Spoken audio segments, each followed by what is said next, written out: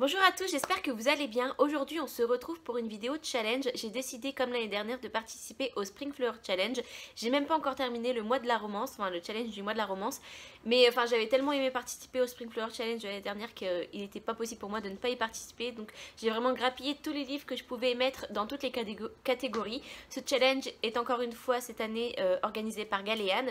Je vous mettrai en barre d'infos le lien de sa chaîne, le lien du coup de la vidéo et le lien de son article de blog parce qu'elle en parle très bien et aussi elle met à disposition des logos dont on peut se resservir soit pour les blogs pour les personnes qui tiennent un blog, soit pour les chaînes YouTube, donc à mettre dans les vidéos et du coup comme elle s'est embêtée à les faire, je vais m'en servir et je la remercie amplement pour ça.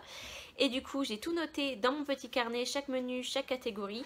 Je ne vais pas les expliquer, je vous laisse aller voir la vidéo de Galéane si vous vous êtes intéressé et si vous voulez participer.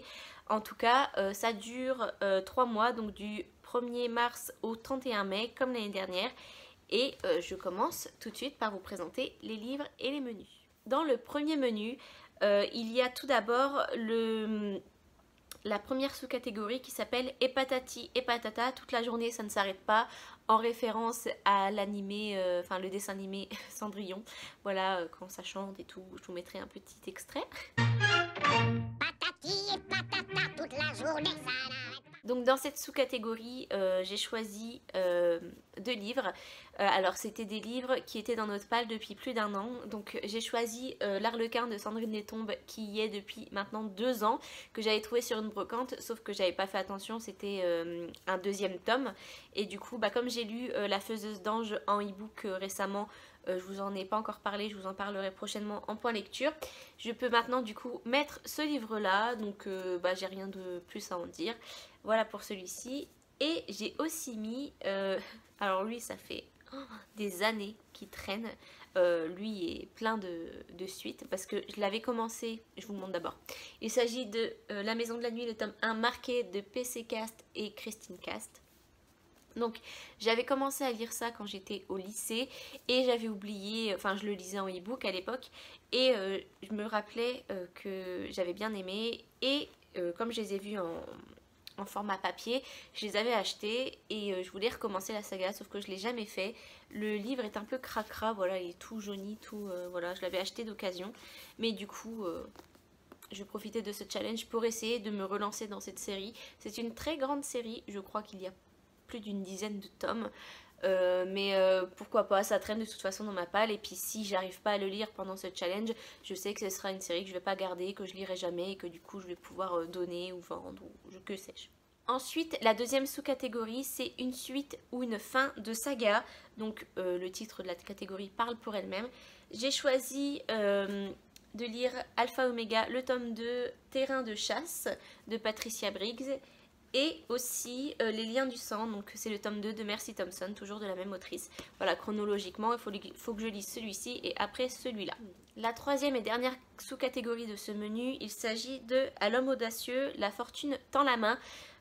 Alors c'est une sous-catégorie, il faut que soit nous on choisisse au hasard un livre, soit on le fait choisir. Moi j'ai trouvé ça plus drôle de le faire choisir par quelqu'un d'autre, donc je l'ai fait choisir par mon chéri. Et il m'a choisi un tome que j'aurais pas sorti de moi-même, enfin un livre que j'aurais pas sorti de moi-même tout de suite, Ex de Thomas Hold Evelt. Je sais pas si ça se dit vraiment comme ça. Donc c'est un livre qui a une petite phrase de Stephen King dessus. J'ai pas lu le résumé, je sais pas de quoi ça parle.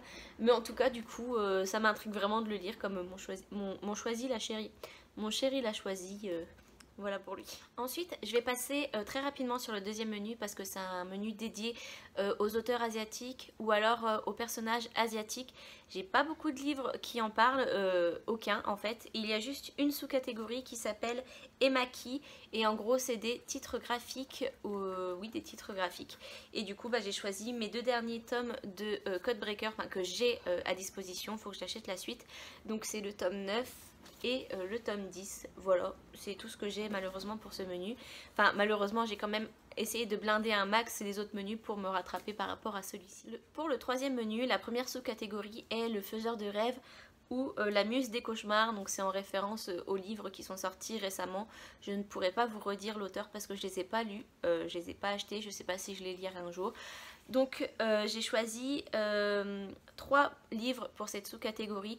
Donc il fallait soit prendre un livre qui nous tentait très très fort ou un livre qui nous faisait peur. Donc moi j'avais 2 livres qui me tentaient énormément.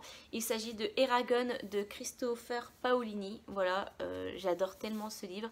Normalement je voulais lire ce mois-ci, mais comme je suis en plein mois de la romance, j'ai pas pu parce que c'est de la fantasy. Donc voilà pour celui-ci. Et le deuxième livre qui me tentait énormément de par sa thématique, c'est Chasseuse de la nuit au bord de la tombe de Janine Frost. Donc c'est une chasseuse de vampires. Donc j'avais vraiment très hâte de le lire. Et un livre qui me fait un peu peur, que j'ai en e-book, il s'agit de Slaves, le tome 8. Alors il me fait pas peur parce que mes lectures précédentes, enfin mes lectures des précédents tomes ne m'ont pas plu. C'est parce que là on change de personnage principal, voilà, on suit la descendance de Face et Dead. Oui, et Dead. Voilà, on suit sa descendance. Et du coup, comme je connais pas ce personnage, j'ai un petit peu peur que ça me plaise moins. Et c'est vrai que j'ai repoussé ma lecture. Mais là, comme on a une sous-catégorie exprès pour ça, bah, j'y ai repensé tout de suite et je l'ai mis directement dans cette sous-catégorie. Pour la seconde sous-catégorie qui est je l'aime un peu beaucoup passionnément à la folie ou pas du tout, il faut choisir une romance ou soit quelque chose qui est totalement l'inverse d'une romance. Voilà, on peut mixer bien sûr on peut mixer les 2 thèmes dans cette sous-catégorie. Et pour la romance, j'ai choisi Hacker le tome 3 parce que c'est la seule chose qui me restait. Je suis en train de lire le tome 2 actuellement et comme j'ai tout enlevé, toutes mes romances de ma palle pour le mois de la romance, il y a juste celui-ci que j'ai pas encore lu, donc si j'arrive pas à le lire, je le mettrai à la place de Hacker. Mais on part dans l'optique où je vais réussir mon challenge et où je vais réussir à le lire avant le 29. Nous sommes le 24, mais bon courage, ça va aller. Et pour quelque chose qui n'est pas du tout de la romance, qui s'en écarte le plus, j'ai choisi Carnet noir de Stephen King. Voilà, Stephen King, il fait pas dans la romance, c'est bien connu. C'est un thriller policier et j'avais adoré le premier tome qui est Mister Mercedes, donc j'ai vraiment très hâte de me plonger dans ce livre.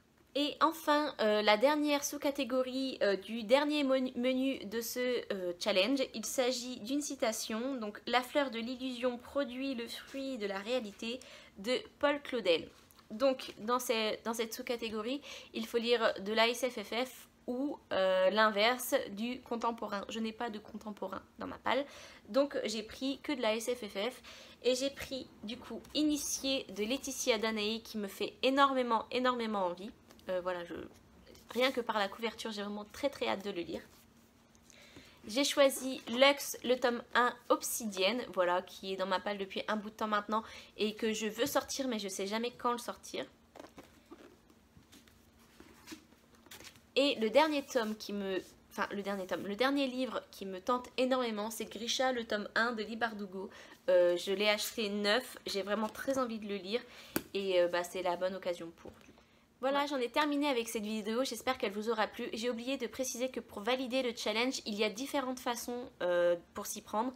Galéane l'explique très bien, pareil dans son article et dans sa vidéo. Moi j'ai choisi la manière de lire au moins un livre par menu.